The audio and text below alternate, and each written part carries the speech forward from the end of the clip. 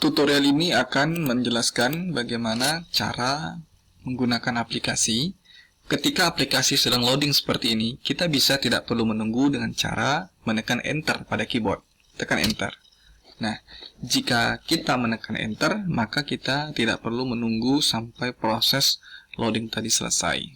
Di sini kita bisa tinggal pilih atau ketikkan saja awal nama kita, misalkan S support admin gitu. Kemudian kita tekan Enter. Perhatikan, tekan Enter bukan menggunakan tab, karena di aplikasi ini semuanya menggunakan Enter supaya mempermudah user dalam menggunakan aplikasi. Tahu bagian-bagian mana yang harus dilalui untuk diisi. Saya tekan Enter, saya isikan password di sini, tekan Enter sekali lagi karena dia sudah berada warna kuning di sini, maka tekan Enter. Oke, kita bisa melihat berbagai menu di menu utama. Yang pertama, kita akan mempelajari dari menu file. Ini adalah exit, ya. Exit ini gunanya untuk keluar dari aplikasi. Jika ingin keluar dari aplikasi, kita bisa klik exit. Yakin menutup aplikasi. Jika kita klik yes, maka aplikasi akan tertutup. Kita klik no saja, maka dia akan kembali ke menu utama. Yang kedua, repassword. Ini gunanya untuk mengganti password.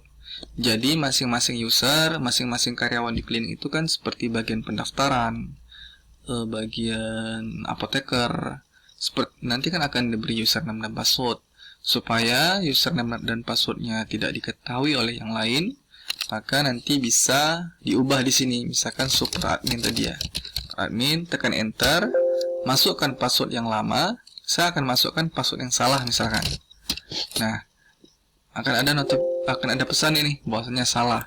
Saya masukkan password yang benar, Enter. Oke, dia sudah checklist. Saya masukkan password yang baru, Enter. Masukkan password yang baru, Enter. Enter. Di sini yakin password akan diganti? Yes. Oke, perubahan password Anda berhasil. Oke, dengan demikian maka password kita sudah berubah. Kemudian ada setting. Setting ini adalah untuk mengatur nama klinik. Nama kliniknya apa, seperti itu ya, jalan. Yang paling penting nama klinik, karena nanti dia akan berpengaruh terhadap nama-nama pada form ini, seperti itu. Sedangkan RFID, ini ada status ya atau tidak. Ini nanti akan berhubungan pada form pendaftaran pasien. Apabila kita pilih ya, maka nanti ketika penginputan data pasien ya, data pasien itu bukan pendaftaran, tetapi di data pasien, RFID itu kan aktif. Kita akan lihat saja di data pasien. Tambah. Nah, kalau seandainya tadi kita checklist iya, maka ketika sampai di kontak, ketika kita tekan Enter, dia akan masuk ke, kita buktikan saja langsung biar terlihat.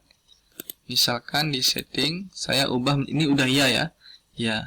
Maka kita tambah, ketika sampai di kontak, kita tekan Enter. Nah, kursor akan pindah ke RFID, menyarankan user untuk mengisi RFID dari EKTP-nya, nomor EKTP. Karena kan aplikasi ini nanti EKTP itu bisa dijadikan sebagai kartu berobat gitu.